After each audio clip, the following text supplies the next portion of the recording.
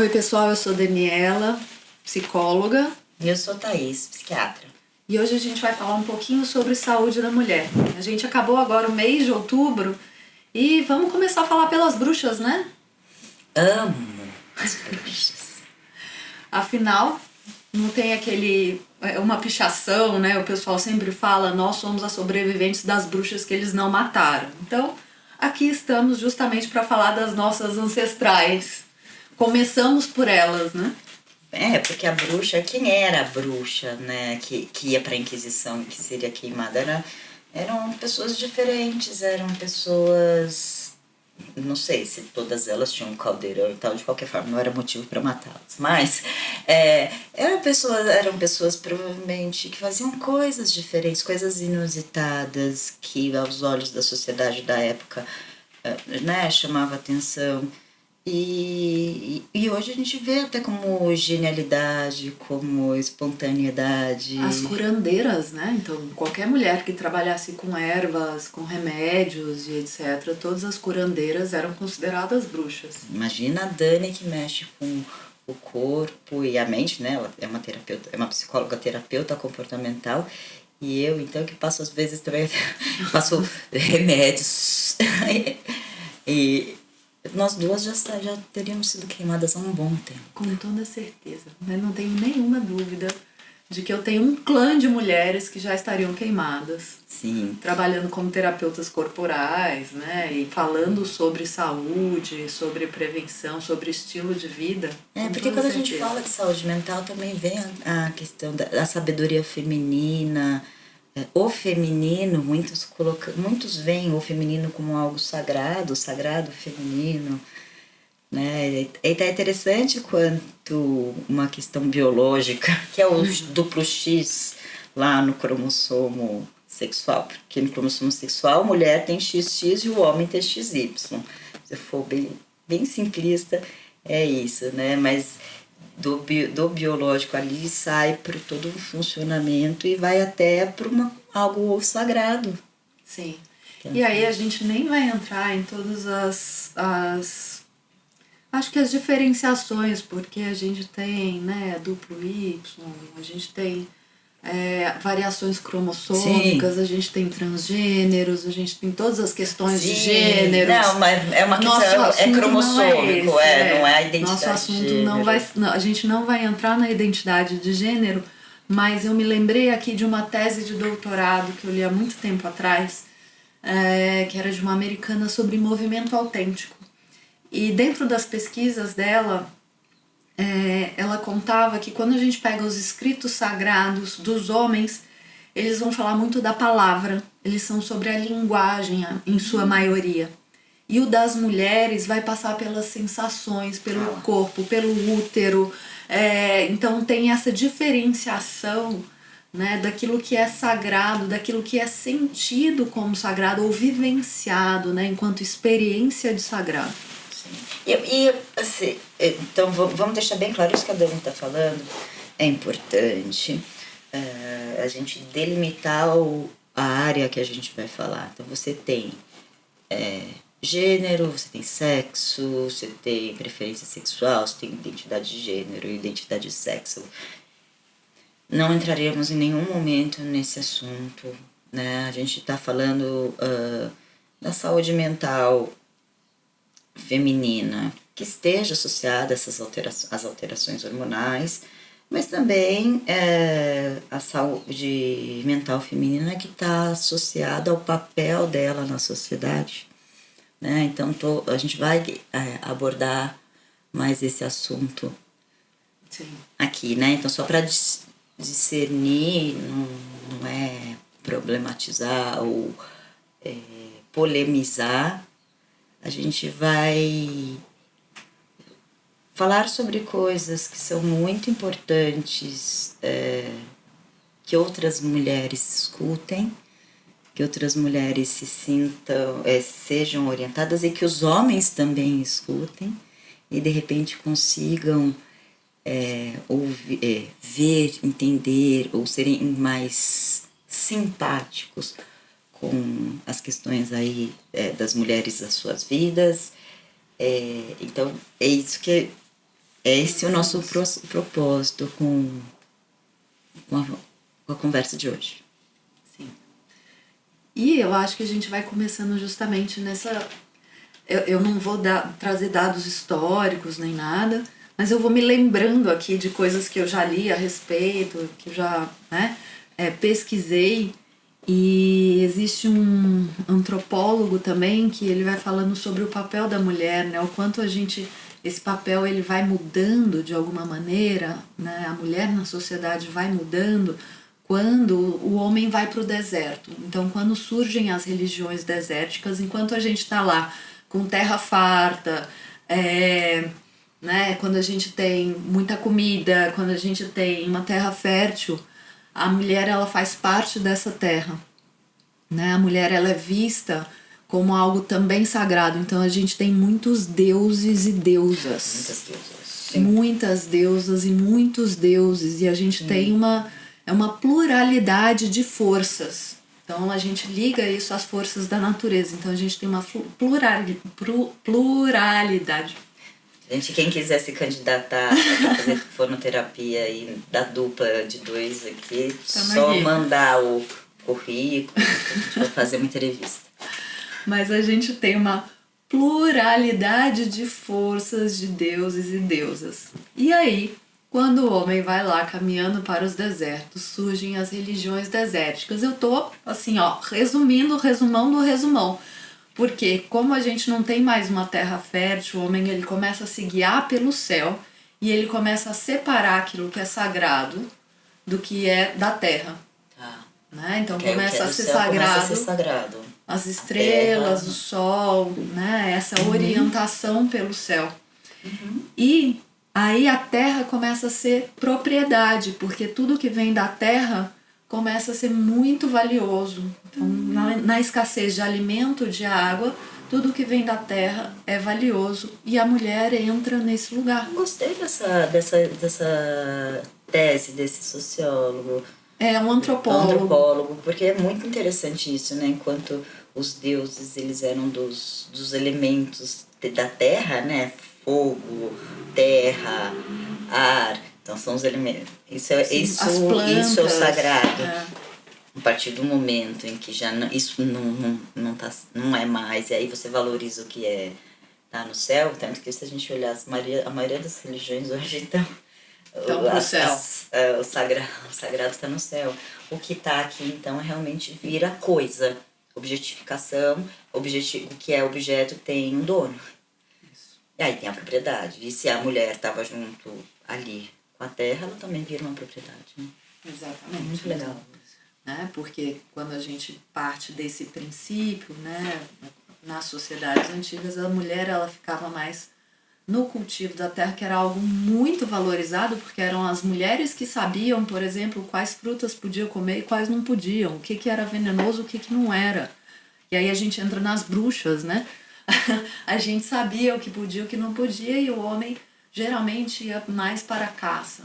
O homem era o mais físico, é o da busca, né? A mulher é o do cuidado.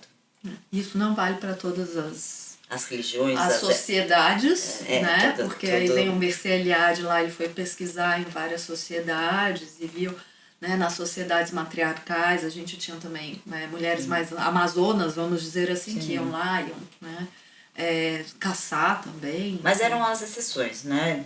Assim, por mais que pudessem ter diferentes tipos de funcionamento social, todos funcionavam. Todos funcionavam. Todos funcionavam no sentido de que mulheres e homens eram iguais, eles colaboravam, né? Então eu acho que é isso que é importante para nós. Mulheres e homens tinham esse papel colaborativo, que depois, de alguma maneira, foi mudando na história. E aí eu vou adiantar bastante o relógio, tá? Vamos adiantar o relógio, porque daí a gente passa lá pelas bruxas, né? Pelas rainhas que não podiam ser rainhas enquanto não se casassem com o rei, né? Tinha toda essa questão política, né? Então a mulher também tinha um papel político de união de famílias e etc. Sim. E aí a gente vem cair hoje, né, em algumas questões que a gente vai falar de saúde mental aqui, saúde hormonal, e algo que eu vou levantar aqui, que eu acho super importante para nós, é que os estudos que a gente tem, na maioria das áreas, os estudos que a gente tem de anatomia no início, né? Toda essa parte científica foi feita com homens. Por quê? Porque a gente tem variações hormonais, olha só. Olha só.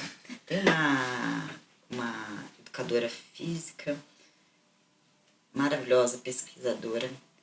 Ela fala: Women are not small men. Exatamente.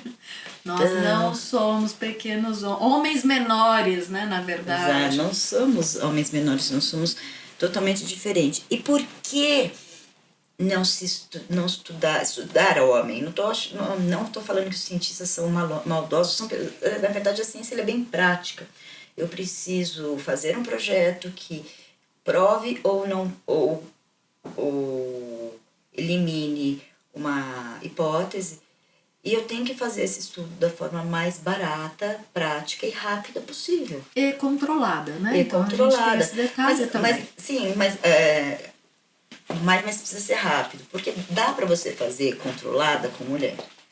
Porque o que acontece? A mulher, ela tem oscilações hormonais, então você não vai poder comparar uma mulher que está, por exemplo, numa fase lútea, que é uma fase do ciclo menstrual, com outra que está numa fase folicular, numa outra que está no período menstrual. São funcionamentos diferentes. Então, vai dar viés, que é viés em pesquisa, dúvidas, ou então possibilidades de erro. Já os homens, eles não têm essa oscilação hormonal. Então, é mais fácil comparar dois homens de uma forma mais pareável. Mais equivalente. É pareável. Isso, né? A gente consegue parear. Agora, uma mulher que está menstruada numa mulher numa fase folicular não é pareável. Então, por isso se estudou muito, se estuda muito mais homens, porque é mais prático, tem menos viés, tem menos meandros. Só que com isso a gente deixa de saber também aquilo que funciona pra gente realmente, né? A gente não pode também pegar aquilo que se descobriu com estudos em homens e aplicar para as mulheres, porque não dá para fazer essa generalização. Sim. E aí a gente entra numa questão, né, que acho que a gente faz ciência, mas ao mesmo tempo a gente tem que criticar a ciência, né? A gente não pode generalizar. Tá cheio de gente aí fazendo, pegar isso que funciona às vezes para o homem não vai funcionar para a mulher, porque a gente tem diferenças metabólicas importantes. Inclusive em relação ao esporte, né, Dani? Sim. A gente quase não gosta, a gente quase não fala de esporte. Mas periodização de mulher tem provavelmente, enquanto nadadora profissional, ela deve ter sido submetida a protocolos nutricionais que não foram desenvolvidos para mulheres. Não só protocolos nutricionais, como hoje eu olho e falo, nossa, o meu treinamento nunca foi baseado, minha periodização nunca foi baseada no meu ciclo menstrual. Muito pelo contrário, o que a gente tinha que fazer era tomar pílula direto para você não menstruar, para você não estar menstruada na competição principal, para você não menstruar, para você aguentar a periodização inteira. E depois de muitos e muitos anos, eu comecei a reparar que mesmo tomando pílula, eu tinha os sintomas de TPM. Eu tinha os sintomas do ciclo. Sim, porque não bloqueava completamente a sua oscilação hormonal. Você oscilava em menos, num range menor. Não era o suficiente para você menstruar, mas é uma oscilação. Sendo uma oscilação, é o suficiente para você se sentir mudando. E aí, eu era a única... Ninguém nunca me falou isso, tá, gente? Eu era a única pessoa que olhava e falava assim, mas tá errado esse negócio. Eu tô aqui, eu era mais velha, treinando numa equipe só de meninos, todos eles 4 anos mais novos que eu, 5 anos mais novos que eu. E aí eu comecei a não dar resultado. Eu comecei a não ter resultado mais. E aí eu olhava e eu falava pro técnico na época, esse treino não dá certo pra mim, tem alguma coisa errada. Eu sempre nadei bem. Não tá funcionando. Você tava com quantos anos? Eu tava com... Olha só, eu estava com uns 23, 22. E eu treinava com os meninos de 17. que eram os cavalos, entendeu? Que estavam na época, né, de ser mesmo. E eu tava ali saindo desse pico, bem saindo mesmo. Então eu acho que eu tive meu auge na natação foi com 18, 19 e eu passei os últimos 3 anos meio arrastado mesmo. Porque não tinha essa variação sofrimento tremendo. Porque não tinha essa variação de treino conforme o seu ciclo, né? E levando em consideração que eu era uma mulher adulta e eu tava treinando com jovens adultos, entrando na adultez ali, né? Mas aí, se a gente for dar uma mudadinha de assunto nesse sentido, porque é tão importante a periodização do treino ser feita também baseada no ciclo menstrual da mulher. E a gente tem variação de força, né? De resistência aeróbica, de hormônio, de temperatura do corpo, de disponibilidade. Corporal, de qualidade de sono. Então, se a gente for nos nossos episódios de burnout, você pode dar uma checada aí, se não me engano, no segundo episódio que a gente fala de diferenciação de overtraining, overreaching, que interessa bastante para os atletas, mas essa periodização do ciclo em relação ao ciclo menstrual da mulher tem tudo a ver com mulher não entrar em overreaching, overtraining, porque a gente não tem que equilibrar aquilo que eu dou de carga com aquilo que eu tenho de recuperação. Então, de repente, eu estou dando uma carga X para uma recuperação diminuída por conta do ciclo da mulher. Se a gente for pensar aqui, então, quando do ciclo da mulher ela tem uma capacidade reduzida de recuperação? Quando ela está menstruada. Quando ela está menstruada.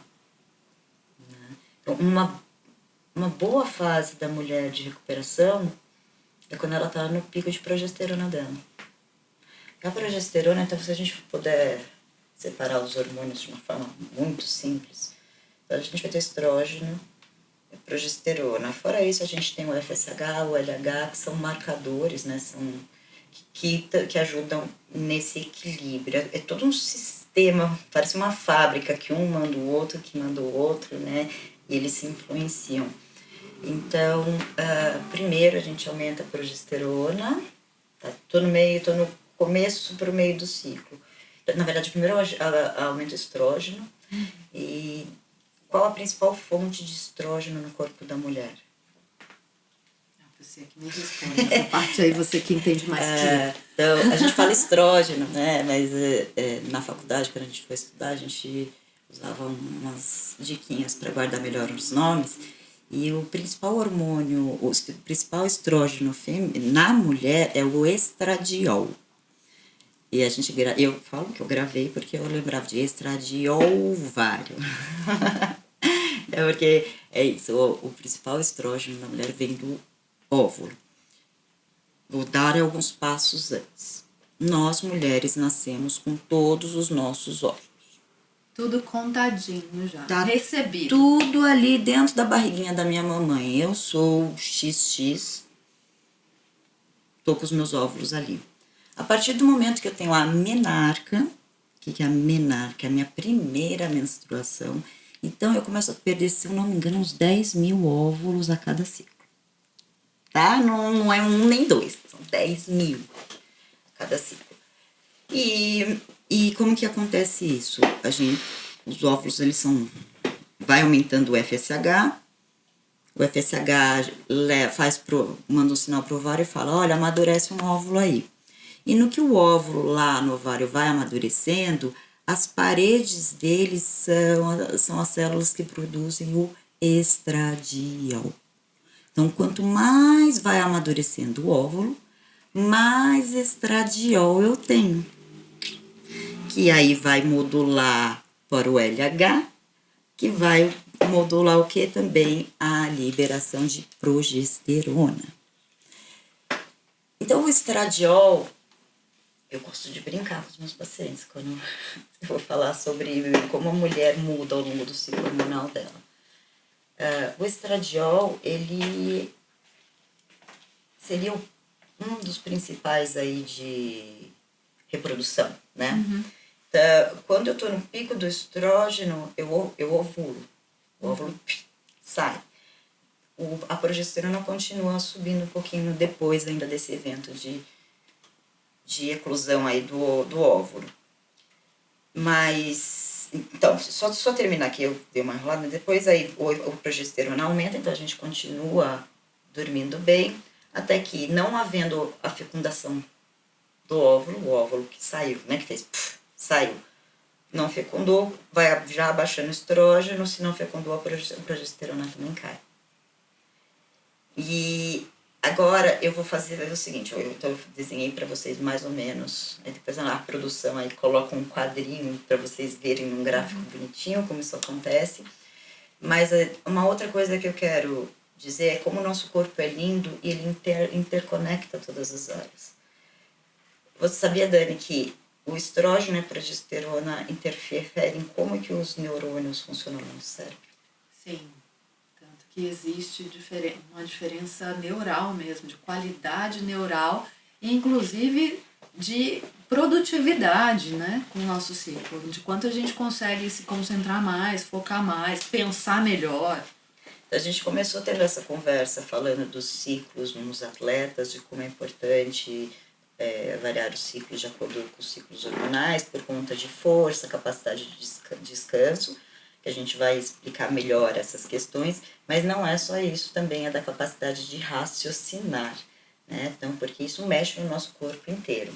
E a minha forma muito simplista de explicar isso é relembrando os nossos instintos enquanto animais. E nós, seres humanos, somos animais. Quais são os nossos instintos? Comer, dormir, ir atrás, né? Buscar coisas, trazer para nós. Esses três, eles estão implicados com a sobrevivência. Sim. E a reprodução. Sim. Porque a reprodução, apesar de não me garantir viva eu, Thaís, mas eu vou garantir a perpetuação da espécie, então é a sobrevivência. Sim. Né? Então vamos lá, tô voltando para o ciclo hormonal. Eu tô com um óvulo ali que saiu, então o meu estrógeno está alto. O que você imagina que o estrógeno vai fazer no cérebro em termos de atenção? Vou estar hiperalerta. Olha só. Por quê? É assim, ele tá falando pro meu corpo, Thaís, agora é a hora de você achar o macho. Procura, vai atrás do macho. Então eu fico disposta, atrativa, eu me arrumo. Vou para o mundo. Vou pro mundo, porque tá na hora de reproduzir, né? Tem um porquê. Fico mais inteligente, raciocínio, converso melhor, fico mais pro mundo mesmo, né? Aí pronto, parou, o óvulo não tá mais viável, começa a ficar estrógeno, a progesterona tá lá em cima. A progesterona, ela potencializa a nossa capacidade de descansar, de se conectar com o outro, de empatia, mas ela deixa a gente mais tranquilona. Ela junto com o estrógeno na maior parte das vezes, mas quando o estrógeno cai e fica só para progesterona, eu falo que a gente fica aquele cachorrinho que faz morde. Então chega perto de mim, já faço agora não, né? Então é quando vem a irritabilidade. Sim. Ela vem nesse período, e se a gente for pensar por que vem a irritabilidade, eu não estou mais disponível reprodutivamente, não faz sentido para o meu corpo fazer conexão com as pessoas. Eu só quero hibernar, é o famoso deixa eu hibernar um pouquinho. Deixa quietinha. Então ela favorece o isolamento social. Então quando você percebe, tem muitas mulheres que falam, quando eu estou perto de menstruar, eu tendo a me isolar. É bonito ver isso. E eu gosto de trazer isso para as pessoas porque elas não sentem que é um problema delas. Elas entendem que isso faz parte de uma natureza química. Elas podem sentir isso mais ou menos, mas elas podem entender o que está acontecendo e talvez se cuidar de uma forma diferente. Sim. Né? Mas é bom, no ciclo menstrual aí, agora vamos voltando para parte de treinamento, o que também essas mudanças interferem, né, no treinamento? justamente, né? Você tem mais disponibilidade, tá mais comunicativo, menos comunicativo, tá na potência da sua força, e aí depois vai cair na força, literalmente força muscular, capacidade de potência muscular, né? E isso para um atleta profissional faz muita diferença mesmo. Óbvio que não vai dar para adaptar, então quando você está trabalhando com equipe, a não ser que você tenha um técnico personalizado, você vai conseguir fazer isso. Se não, é bom que a gente se conheça. Então, para as mulheres que não são atletas profissionais, que não sobrevivem disso, que não precisam, é bom que você se conheça, que você saiba disso para você poder adaptar o seu treino. Então, tem dias que a gente pode dizer, vou tirar um pouquinho o pé aqui. Se autorregular. Exatamente, a gente pode se regular. Inclusive, né, aí a gente vai falar de relações interpessoais, a gente pode se autorregular pensando que, ok, agora eu tô naquela fase muito mais irritada, vai subindo a irritação também, né? Porque a irritação vai subindo e chega num pico.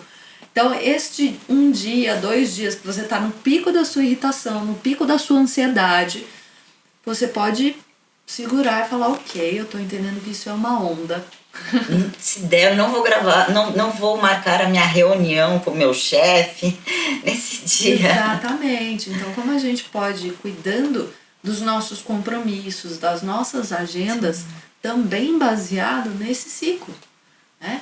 E aí a gente vamos entrando num outro assunto também, que é justamente esse papel social que as mulheres assumiram.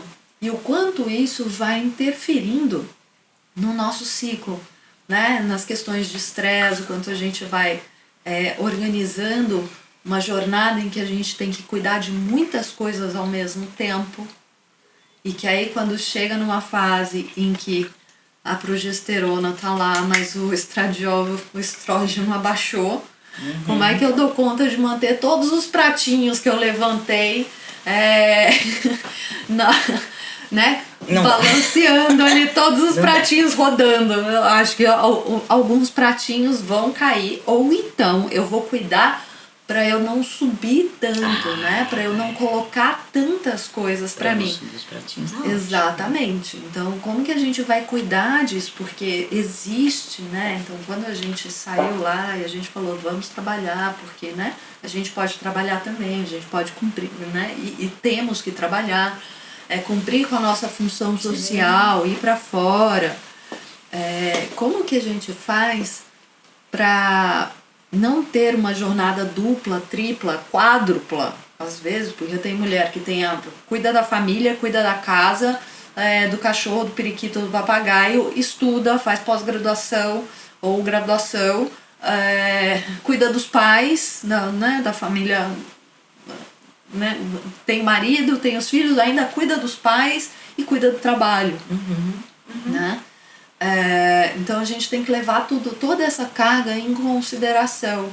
E como que a gente faz para reorganizar isso na nossa vida, poder delegar, poder pedir ajuda, né? Porque a gente aprendeu que pedir ajuda é ficar vulnerável, é ficar frágil, e isso não é só conosco, mulheres, os homens também, né? É muito difícil hoje na nossa sociedade a gente pedir ajuda, porque a gente foi criando uma cultura super individualista, em que a gente tem que dar conta de tudo sozinho. Além do ter que dar conta de tudo, também tem aquilo que você perde o costume de pedir ajuda. Então não é nem que tem um valor negativo nisso. É só você se dar conta que existe essa possibilidade. A gente normaliza os absurdos. Então, a verdade é que a gente vai normalizando absurdos mesmo na vida. A gente vai normalizando. E eu venho de um esporte individual, tá, gente? Então, assim, sei bem como é isso. Né? Falar, não, sou eu que sou responsável por tudo. Né? Eu perdi, a responsabilidade é minha. Eu nadei mal, a responsabilidade é minha. A responsabilidade é minha. Então é um cuidado que a gente tem que tomar, às vezes, Então eu acho que tem um duplo cuidado, porque sim, tem uma parte que é nossa e que a gente pode fazer pequenas variações e pequenas alterações para que a gente possa reorganizar as nossas atitudes, os nossos comportamentos. E também a gente vive em relação Né? A gente Sim. não pode esquecer que a gente vive em relação, seja com o parceiro mais próximo, seja com amigos, seja com a sociedade de uma maneira em geral, com os nossos trabalhos, com as nossas coisas. Então a gente tem esse lugar, né, para reorganizar mesmo. E aí eu começaria por um lugar. Conte, por onde você começaria? Primeiro, trazer para a consciência como eu vario ao longo do meu ciclo. Sim. Porque senão vai ficar muito no achismo. Tipo, eu tô me sentindo desse jeito, então será que é isso, né? Fica bem estranho. Então, a primeira coisa que eu oriento no consultório é muito interessante como isso dá certo. Por atender adolescentes, tal, às vezes chegam as mães e falam assim, porque tá muito irritada, não, tô muito preocupada, ela tá muito irritada. E assim, tá muito irritada generalizando, como se fosse o tempo inteiro. O tempo inteiro. E aí eu pergunto, de quanto tempo pra cá você acha que tá mais irritada e tal? Na última semana. Bom, às vezes eu já tinha, na primeira consulta eu sempre pergunto como que é o ciclo menstrual e quais são os sintomas. Eu falei, quando foi a última vez que você menstruou? Semana passada. E não é só irritação, né? A gente pode levar em consideração a aceleração, a ansiedade, a angústia. Vieram outras coisas. Então, o que eu oriento é algum aplicativo que de repente a pessoa já usa, porque hoje é mais comum mulheres estarem usando aplicativos de rastreamento aí, de ciclo menstrual. E o que eu acho bacana nesses aplicativos mais novos, aí fica a dica, né? É que eles estão funcionando quase como um diário. É um diário, isso que eu ia falar. Quase um diário, né? Que a gente chama de journaling, né? Um diário de bordo. Um diário de bordo. E é um diário, então, que ele traz algumas opções, ele dá a possibilidade de você escrever coisas livremente, coisas que passaram na sua cabeça nesse dia, mas também ele te pergunta como é que estava o seu humor, como é que estava a sua capacidade de relacionar, como é que estava o seu intestino, como é que tá, teve dor de cabeça, não teve dor de cabeça, tá inchada, não tá, tem algum corrimento vaginal, não tem. Então faz todas essas... eu tô me sentindo confusa. E aí também como um afetivograma. Afetivograma é como se fosse um quadro de afetos. Então, sim. E a pessoa pode preencher tudo aquilo ali. E qual é a importância disso? É trazer o conhecimento. Então, o primeiro passo para a gente tomar... E para isso que você falou, poxa, olha, eu tô numa fase pré-menstrual, então eu tenho que cuidar de mim, eu tenho que cuidar das relações no sentido... Ou eu não pego muito pratinho, ou eu não vou me julgar se um pratinho cair. Para poder fazer isso, eu primeiro preciso ter um melhor conhecimento de mim. Então, isso ajuda. E tem uma outra coisa que eu vi já ser muito terapêutico no consultório, tá? Não sendo contra a medicação, uso quando precisa, mas muitas vezes a pessoa sofre, pede um remédio, mas depois que você implementa essa estratégia de ver os aplicativos, né? Em algum momento ela chega, nossa, eu tava me sentindo muito mal, eu tava chorando, eu tava muito sensível mesmo. Mas aí eu vi no meu aplicativo que a minha menstruação ia descer. E aí a pessoa fala, o corpo, né, Dani? E ela fala já relaxando, assim, eu vi que... O que muda nisso? Quando ela vê que isso tem uma hora para acabar, que esse desconforto de afeto, esse desconforto do corpo, ela entendeu um porquê. Sim. E entendeu que não é para sempre, ela viu a luz no fim do túnel, automaticamente ela se regula. Sim, a ponto da gente não brigar, né? Porque o que eu acho que é isso, né? Quando a gente entende que é uma onda, a gente deixa a onda acontecer. Óbvio que deixar a onda acontecer não é fiquei com raiva e vou bater em alguém. Né? A gente pode sentir a raiva. A gente pode ficar com raiva. Eu falo que é o seguinte, as emoções elas têm todo o direito à existência, elas têm que existir, a gente tem que abrir espaço para elas. Agora, isso não justifica, às vezes, os comportamentos que a gente tem. Para isso serve regulação emocional. Porque aí a gente vai regular as nossas atitudes, os nossos comportamentos diante daquela emoção que está acontecendo em nós. Né? Então, eu vou poder conversar a respeito disso, eu vou poder colocar limite, eu vou poder falar, eu vou poder dizer para a pessoa, olha, eu preciso me recolher. Então, cada um vai ter a sua estratégia. né? Cada pessoa vai ter a sua estratégia para fazer isso. Agora, a gente tem que levar em consideração que nós, mulheres, a gente tem um ciclo que vai, eu brinco, que vai dar mais cor. Eu acho que é isso. A gente fica com a vida mais colorida, a verdade é essa, tá? Nossas cores são mais fortes. Talvez com uma variedade. Uma variedade maior. Um shade, né? Tipo, a nossa paleta, né, ela é mais diversificada, talvez. Às vezes tem umas cores neons que entram no meio. Tem uma outra coisa disso também, você falou da regulação, né? Que a emoção pode existir, né, o que a gente faz com ela, que é diferente, que aí a gente tem que se regular. Existe também a corregulação, que você fala de uma forma muito bonita, Dani, que é a corregulação. É quando a gente tá com outra pessoa e como a emoção é contagiosa, a gente vai regulando o nosso sistema nervoso na relação. E aí, como é que era um tempo atrás falar TPM? Bom, se você achou esse assunto interessante, compartilha com pessoas que possam estar interessadas. Se inscreve aqui no nosso canal, a gente tem muitos outros conteúdos também, vai dar uma olhada lá.